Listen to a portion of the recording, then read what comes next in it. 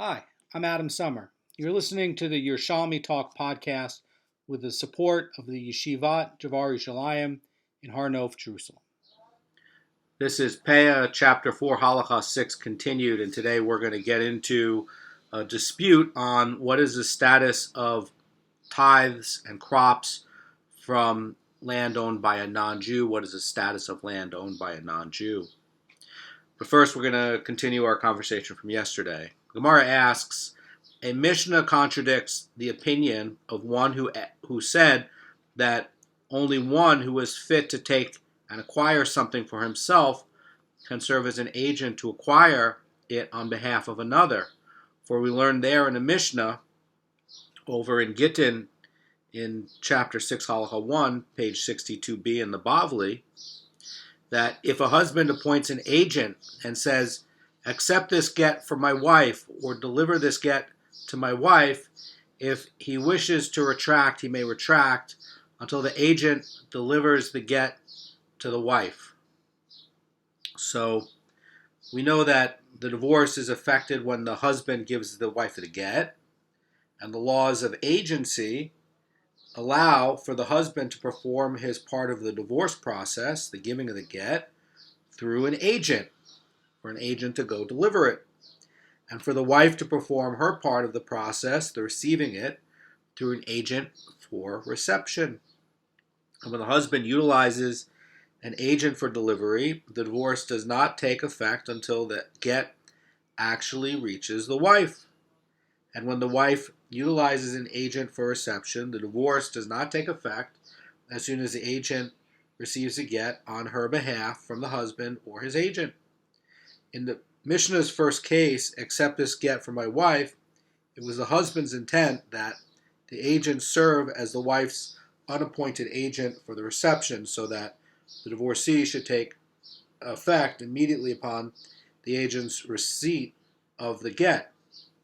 But in the second case, deliver this get to my wife, it was his intent that the agent serve as his agent for the delivery, so that the divorce should take effect when the wife gets the get. The Mishnah teaches that even in the first case, the husband can retract until the get is actually delivered to her, for the divorce does not take effect until that time.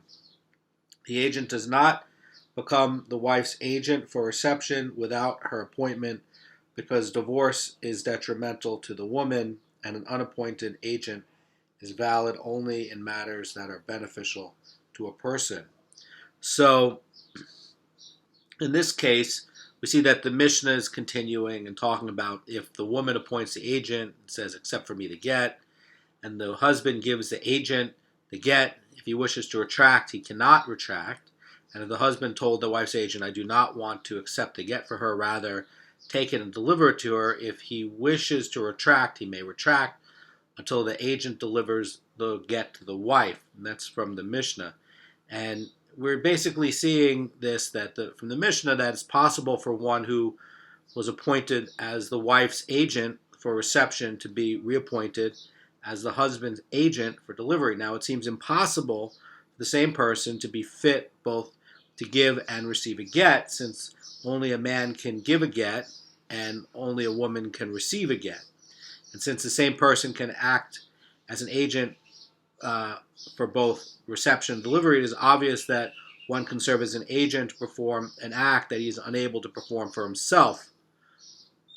This contradicts the opinion of one who says that only someone who is fit to acquire something himself can serve as an agent to acquire it on behalf of another. So Rabbi Kanievsky points out, he says the basis of this opinion is that in order to act as an agent on behalf of another, one must be fit to perform that very act for himself.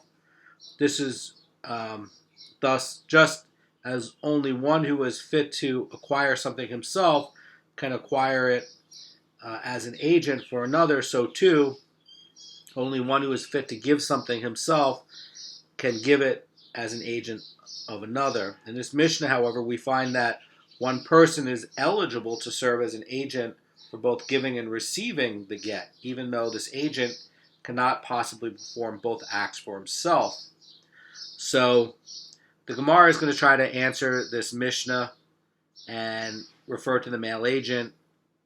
So Sugya continues and says, a man may serve as a woman's agent to accept a get because he is fit to accept his daughter's get while she is a minor. Oh, good point.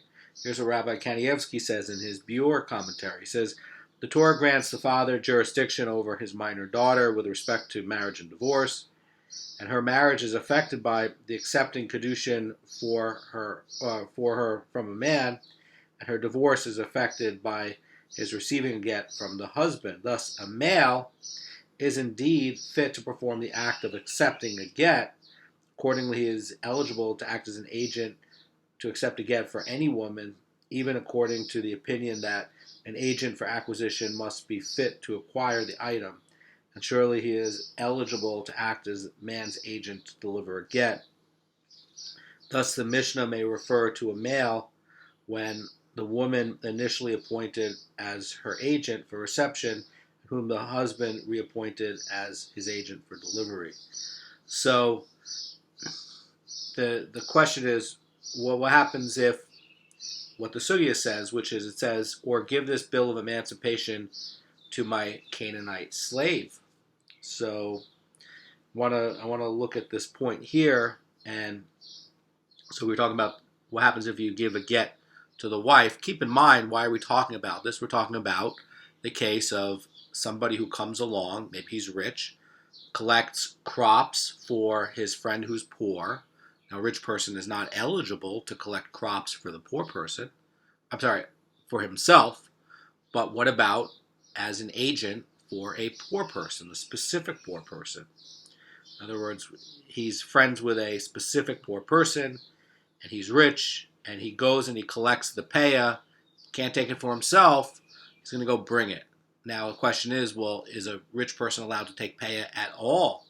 Even if he himself is not allowed to take Peah, can he go take it for someone else? That's what we're wondering about. So, in other words, the document for the wife or for the slave, basically, if he wants to retract, he may retract until the document reaches the wife or the slave. The Mishnah is going to proceed to explain that the one receiving the get cannot serve as the woman's unappointed agent for reception, which would make the get effective immediately and preclude the husband from retracting, because one can assume the role of an agent without appointment only in matters beneficial to the recipient, and divorce is considered a detriment.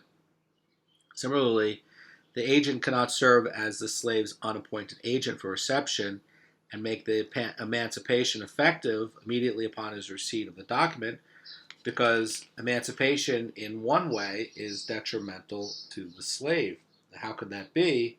So I want to point out something from the Bavli in Gittin 13a, where it's talking about emancipation has some negative implications. The principle of Zechia, which allows an unappointed agent only in the matters that are beneficial to the recipient, cannot apply here. Why would that be? And we know that emancipation is generally beneficial, but it does have some disadvantages. For instance, if the slave belonged to a Kohen, emancipation qualifies him from eating Truma, which he's permitted while he's owned by the Kohen. Truma food is relatively expensive, and since it has a limited market value. Also, if he belongs to a non-Kohen, emancipation renders him prohibited to be with a Canaanite slave woman whose promiscuous behavior is appealing to slaves, to other slaves. So that, those are two cases of it being a detriment. So in the opinion of Rabbi Meir, the sages say that, that's the opinion of Rabbi Meir, that it could be a detriment, and that the idea is that receiving a get or receiving the emancipation document in some way is a detriment. The sages say, however, that in the case of the emancipation, the giver may not retract because emancipation is considered beneficial to the slave, so the agent can serve as the slave's unappointed agent for reception. Thus, the emancipation takes effect immediately upon the receipt of the bill. And we see here that any free man can serve as an agent to acquire a bill of emancipation for a Canaanite slave, even though the free man is not fit to acquire a bill of emancipation for himself. So it looks like Rabbi Meir was sticking to a couple of points on why it would be a detriment, and saying that if there's anything here that's making it a detriment, then it's not valid. So that's a Talmudic point. And the sages are saying that, no, actually, overall, it's a greater benefit, and therefore, even if there were some theoretical detriment, he would still be emancipated. The Gemara answers that if the Mishnah refers to an agent who is himself a Canaanite slave, there is no difficulty. The Gemara reads, a slave may serve as the agent to accept another slave's bill of emancipation because he is fit to accept his own bill of emancipation from his own master. And the Gemara is going to object. It's going to say, but is a slave fit to deliver a get to a woman? Surely not. So the question is, how then can you say that we are dealing with an agent who is a slave when the Mishnah's first clause speaks of the agent delivering a woman's get? That's a really good question. In other words, the Vilna Gaon points out that a simple reading of the Mishnah indicates that in both cases the man is speaking to a single agent whom he appoints to receive the get from his wife or the bill of emancipation from the slave. Thus, if in the later case it refers to an agent who is a slave, in the first case it must refer to the same. So the Vilna Gaon is pointing out that although the Mishnah teaches that the get does not take effect upon reaching the agent's hand, that is because divorce is detrimental to a woman, and if it were beneficial, the unappointed agent's recipient of the get would trigger that divorce. Thus, we see that the agent to whom the Mishnah refers to is qualified to receive a woman's get. Moreover, the Mishnah implies that if the husband does not retract, the divorce takes effect when the get reaches the woman's hand. Thus, the agent is qualified to serve as the husband's agent for delivery of the get. So how can the Mishnah possibly refer to an agent who is a Canaanite slave? That's a really good question. So the Gemara is going to answer, and it's going to say, interpret the Mishnah as referring to two separate cases. In other words, says the Vilna Gaon, he points out that the first case refers to a case where the man gives his wife's get to an agent who is a free man, and the later clause refers to a case where he gives his slave's bill of emancipation to another slave. So the Gemara is going to bring up another challenge, and then we're going to get into this case about Jews and non-Jews owning land and tithes. So this is a case with Rabbi Akiva. The Gemara reads, but this following Mishnah contradicts the opinion of the one who said that only one who is fit to take and acquire something for himself can serve as an agent to acquire it on behalf of another. The Gemara continues, says, for we learned there in the Mishnah, in other words, there was an incident with Rabban Gamliel and the elders, that would be Rabbi Yeshua, Rabbi Akiva, Rabbi Elazar ben Azariah, who were on a ship when the time of removal of tithes arrived. And Rabban Gamliel designated a tenth of his produce to be measured out in the future as Meiser Rishon, and he transferred that to Rabbi Yeshua, who was a Levi, and by leasing to him the place in which the designated produce was resting. So Rabban Gamliel then says the Sugya, the next 1/10 of my produce I will measure out in the future is hereby designated Meiser Ani, which is what you're giving to the poor. And the Sugya reads, and given to Akiva ben Yosef, that's Rabbi Akiva, so that he acquire it on behalf of the poor.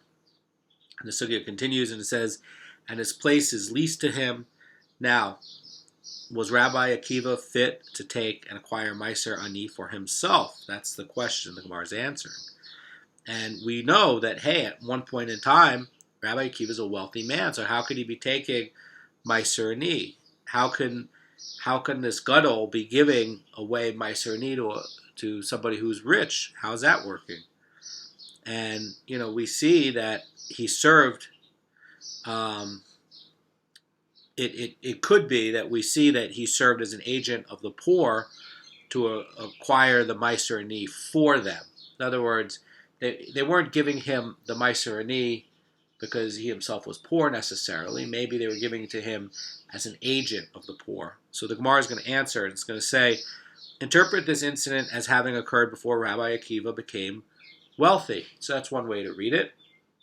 There's another way that the Gemara suggests to read it, and it says, or you can say that the incident took place after he became wealthy, but interpret it as having occurred during the period when Rabbi Akiva was the steward of the poor. In other words, he was the administrator of the charity fund. And so he continues, and it says, and he was able to acquire the Meiser Ani for them because the hand of the steward is considered as the hand of the poor. So Rabbi Akiva, he was initially poor, but we know in Bavli Nedarim 50a that he eventually became very wealthy. So the question is it occurring before he became wealthy, or is it where it's a deeper point and he's actually acquiring it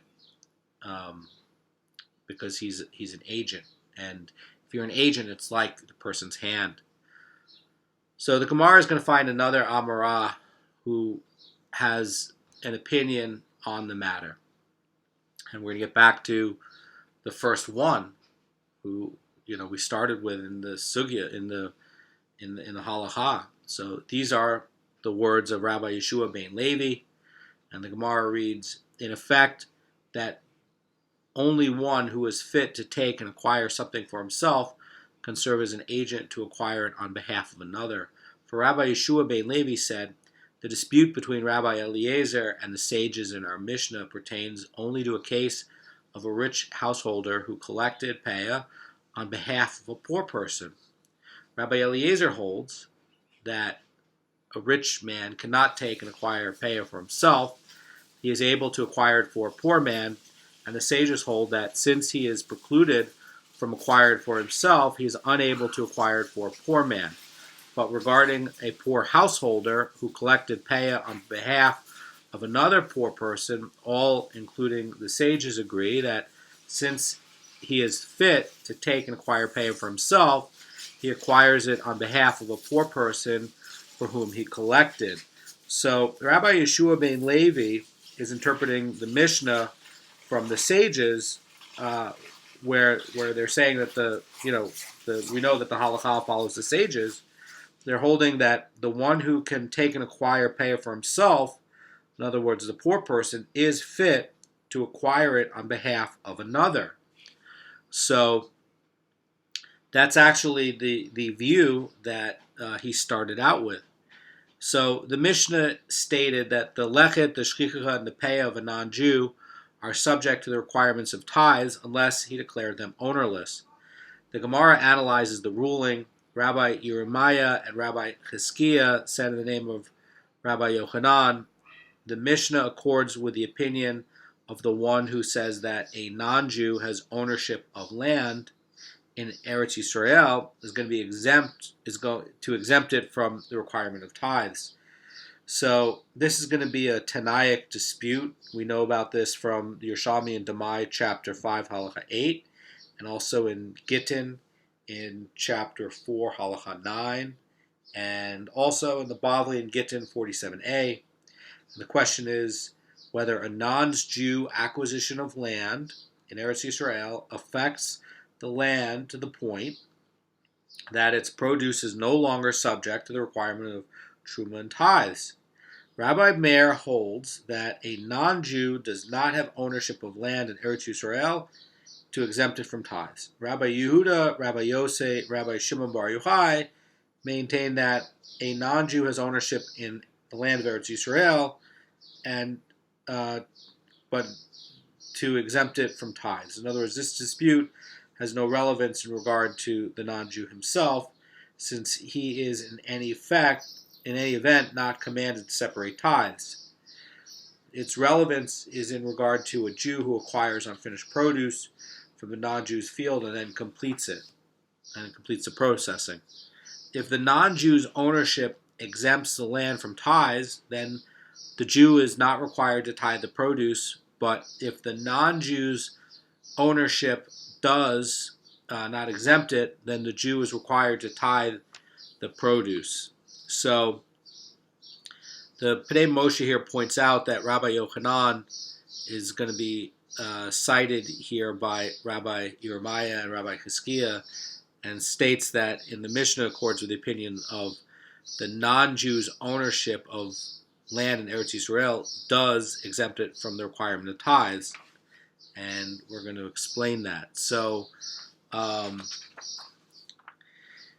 Gemara continues, says, but according to the one who said that a non-Jew does not have ownership of land in Eretz Yisrael to exempt it from the requirement of tithes, even that which he declares ownerless is subject to tithes. So the Mara Fulda writes about this that the Mishnah teaches two rules regarding produce grown on a non-Jew's land. One is, if the non-Jew leaves leket, shchicha, and peah, they are subject to tithes because they are not actually genuine leket, shchicha, and peah. If he declares them to be ownerless, hefker, they are exempt from tithes because we know that the law of tithes for hefker, that they're exempt. There are no tithes for hefker. So the Mara Fulda continues and says the first rule, which stated clearly that produce grown on a non-Jew's land is subject to tithes, is actually compatible with both Tannaic opinions regarding land owned by a non-Jew. For even according to those who say that a non-Jew's ownership of land exempts it from tithes, this is true only on the biblical level under rabbinic law. One is required to tithe produce grown on non-Jews' land in Eretz Yisrael. Thus, all are in agreement with the Mishnah's first ruling.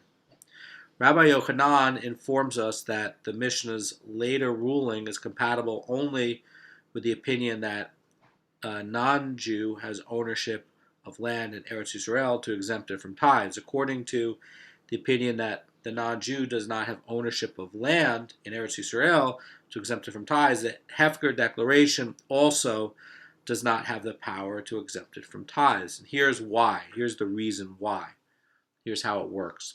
The Tannaic opinion that a non-Jew's acquisition of land in Eretz Yisrael does not exempt it from tithes is based on the explanation of the verse in Leviticus 25:23. It says, "For the land is mine." And by the way, this is in Yerushalmi Daf chapter 5, Halacha 8. It says, according to Rabbi Yochanan, the verse actually teaches that the non-Jew cannot acquire full ownership of the land of Eretz Yisrael. The land of Israel belongs to God, who gave it to his people and none other. And the sanctity of the land remains intact, and in the sense that its produce is subject to tithes because it always stays in the possession of God's people, the children of Israel. Thus, even a non-Jew may acquire the right to sow the land and harvest it, but the land itself and the attached produce are not his property. So it follows that the non-Jew does not actually have the ability to declare the unharvested produce hefker, and since his hefker declaration is not valid, if a Jew acquires the produce and processes it, he is required to separate tithes. There's going to be another Tannaic opinion, and let's look at the Vilna Gaon's commentary for that. It says that the other Tannaic opinion, which holds that a non-Jew's acquisition of land in Eretz Yisrael does exempt its produce from tithes, maintains that the non-Jew acquires full ownership of the land, thus removes it from the possession of the children of Israel and exempts it from produce, from tithes on a biblical level. That's not necessarily the opinion of the Vilna Gaon. He's just explaining what happens, how it works. So in other words, since the non-Jew owns it completely, he has the ability to declare the produce hefker and thereby exempts it from tithing even on the rabbinic level. So that's just another explanation of how this is working. Rabbi Yossi has a diametrically opposed version of Rabbi Yochanan's statement.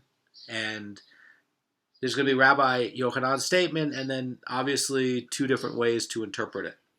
So what we were talking about is what Rabbi Yeremiah and Rabbi Hiskiah are saying in the name of Rabbi Yochanan, on what they think that Rabbi Yochanan is saying about this Mishnah. And Rabbi Yosef says that Rabbi Yochanan said something else. And here's what the sugya read. Rabbi Yochai says in the name of Rabbi Yochanan, the Mishnah accords with the opinion of the one who says that a non-Jew does not have ownership of land in Eretz Yisrael and to exempt it from the requirement of tithes. So what does that mean? So let me just give a quick explanation by the Mara Fulda. It's saying that this version of Rabbi Yochanan's opinion has a different understanding of this Tannaic dispute as to whether a non-Jew has ownership of land in Eretz Yisrael to be able to exempt it from tithes, the produce from tithes. And according to this version, all Tannaic agree that a non-Jewish purchaser of land in Eretz Yisrael acquires full monetary ownership over the land and its produce. The dispute is whether the ownership exempts the land from tithes, and that's going to hinge on the following point. One Tana holds that while the non-Jew gains monetary title to the land, his ownership is ineffective in regards to any laws pertaining to the sanctity of the land. Thus, its produce remains subject to tithes.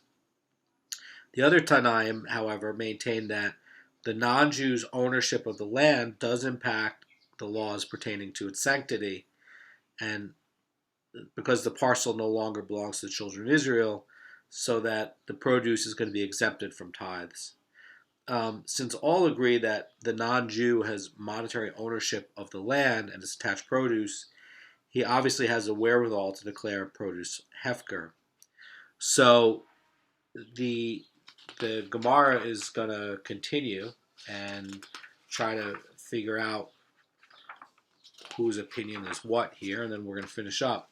So the Gemara continues, says, but according to the one who said that under biblical law, a non-Jew has ownership of land in Eretz Yisrael to exempt it from the requirement of tithes, the ruling that the non-Jews lechet, shchicha, and peah are subject to tithes when he did not declare them ownerless does not fit.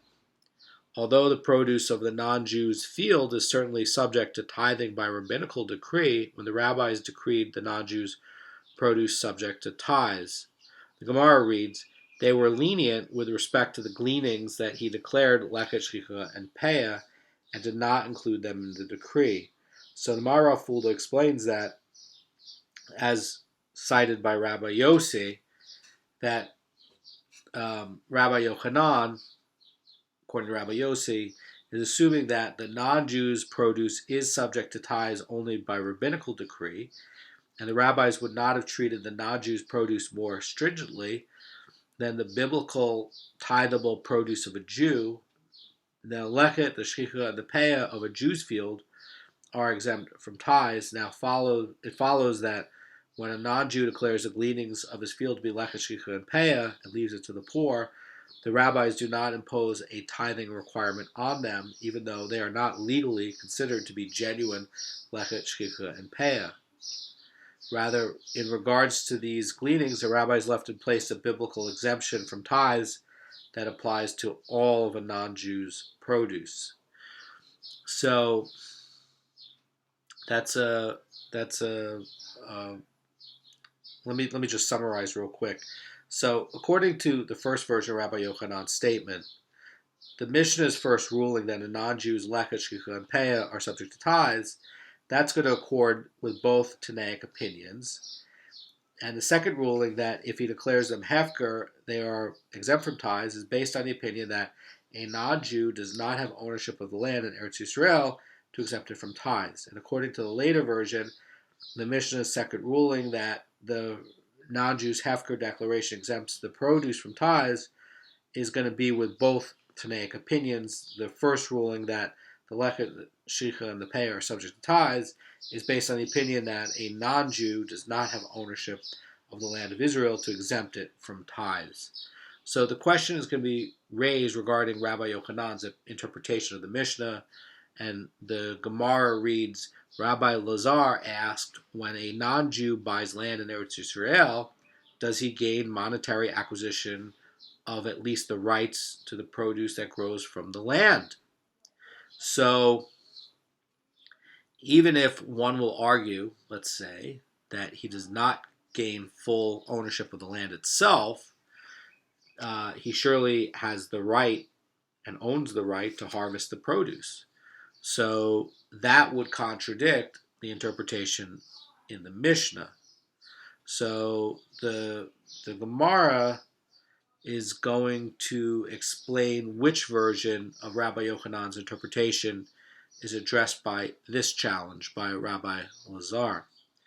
So the Gemara reads, Rabbi Lazar's question was not stated as a challenge to that one, in other words, the later version of Rabbi Yochanan's view, but rather as a challenge to this one, the first version of Rabbi Yochanan's view, which states as follows.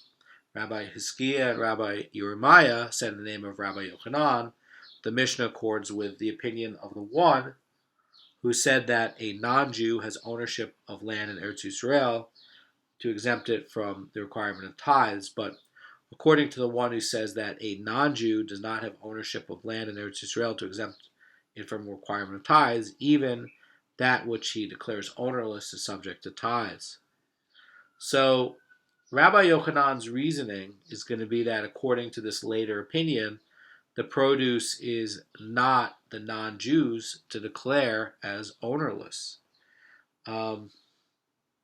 So the Gemara reads, it says, regarding this, Rabbi Elazar asked, does the non-Jew gain monetary acquisition of at least the rights to the produce of the land? We know, well, surely he does, right? The question is whether he has some sort of intrinsic permanent ownership. It's not a question about whether he purchases the land and he has the access and the rights to the produce of the land. Of course, he has the rights to the produce of the land. Accordingly, then, the question is, should he have the capacity to declare produce ownerless? That's really the question. Mara Fulda says like this, it says, even if the non-Jew does not own the produce while it is attached to the ground, because at the time it is like the ground itself, his rights to the produce surely make him its owner once it's harvested. Thus, with respect to lechet shichura, which are designated after the produce is cut, the non-Jew surely has the capacity to declare them hefker. And even in regards to Peah, if he cut the produce and then designated them as Peah, he has the capacity to declare it hefker. The Mishnah is ruling that the lechet shchicha and Peah of a non-Jew are subject to tithes, unless he declared them ownerless, is therefore true, even according to the opinion that a non-Jew does not acquire land in Eretz Yisrael to exempt it from tithes. He certainly has the capacity to declare the cut produce ownerless, though. So this is basically a case where this challenge leaves Rabbi Yochanan unanswered. It's really unanswered. There's another way to interpret Rabbi Elazar's question. The sugya reads like this. It says, Rabbi Hanina said in the name of Rabbi Pinchas, Rabbi Elazar asked his question even regarding the second version of Rabbi Yochanan's statement, that is, regarding Rabbi Yossi's version. For Rabbi Yossi said in the name of Rabbi Yochanan, the Mishnah accords with the opinion of the one who said that a non-Jew does not have ownership in the land in Eretz Yisrael to exempt it from a requirement of tithes. The sugya continues, says, but according to the one who said that under biblical law, a non-Jew has ownership of the land in Eretz Yisrael to exempt it from requirement of tithes, the ruling that the non-Jews, lechet shichura and Peah, are subject to tithes when he did not declare them ownerless does not fit. Although the rabbis decreed that the produce of a non-Jew's field subjects to tithes, they're going to be lenient regarding the gleanings of the field that he declared lechet shichura and Peah, and did not include them in that decree. The sugya is going to continues to say, regarding this version, Rabbi Elazar asked, when a non-Jew buys land in Eretz Yisrael, does he gain monetary acquisition? And yeah, surely he does. Accordingly, all must agree that his ownership exempts the land from biblical tithing requirements for as long as he owns it. So, in other words, we're talking about Rabbi Elazar, who's saying in Bavli Gittin 47b, the verse in Devarim 14, chapter 14, line 23 says the tithe of your grain is going to be teaching that your grain, meaning the grain of a Jew, is subject to tithes, but that the grain of a non-Jew is exempt from tithes. And accordingly, he maintains that even if a non-Jew acquires land in Israel, does not affect the land's sanctity. Any grain that grows on the land, while it's in his possession, ought to be exempt from tithes, since its produce is grown by a non-Jew. So that's basically the opinion. So how then can Rabbi Yochanan have stated that the Mishnah fits only with the opinion that a non-Jew does not have ownership in the land of Eretz Yisrael to exempt it from tithes, but not with the other opinion? That's really the question. I want to look at the Mara Fulda. I want to look at the Rosh Cirillo for some help here. And Rabbi Eliezer, according to the Rosh Cirillo, argues that since a non-Jew acquires full monetary ownership of the land of Eretz Yisrael, there's no difference between the various Tannaic opinions regarding tithing requirements. While the non-Jew owns it, all agree that his produce is exempt. So, according to this view, that would be the view of Rabbi Shimon, not the view of Rabbi Meir. So, Rosh Cirillo continues, says, Rabbi Yochanan stated that according to the opinion that a non-Jew does have ownership to exempt the land from the biblical tithing requirements, the lechet, shchicha, and peah of his field are automatically exempt even from the usual rabbinic tithing requirements, since the non-Jew's crop should not be treated more stringently than a Jew's crop. So if this reasoning is going to be correct, and we accept that Rabbi Elazar's argument that all Tanaim are in agreement regarding the status of produce grown by a non-Jew, then the Mishnah does not fit with any Tannaic opinion. For if all the Tanaim agree that the tithing requirement on a non-Jew's produce is merely rabbinical, all must agree that this requirement does not apply to the lechet, shchicha, and peah of the land. So how can the Mishnah state that the lechet, shchicha, and peah of a non-Jew are subject to tithes? So according to Rabbi Elazar, Rabbi Yochanan's reasoning is wrong, and even though the tithing requirement is merely rabbinical, the produce that the non-Jew declared lechet, shchicha, and peah is in fact subject to tithing under rabbinical law, since it's not genuine lechet, shchicha, and peah. Thus, it's going to be treated more stringently than a Jew's genuine lechet, shchicha, and peah. So, accordingly, says the Rosh Cirillo, the Mishnah's ruling is true according to all Tannaic opinions. So, the question about whether a non-Jew's ownership of the land is going to exempt it from the tithing requirement, that's going to really be the question.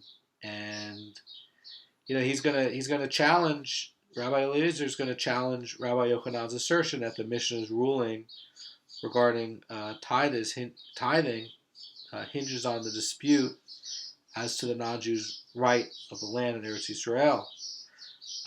Rabbi Yochanan is holding that the Tannaic dispute does pertain to the status of produce grown under the non-Jew's jurisdiction, and he understands that the Mishnah's ruling is going to be hinging on this dispute.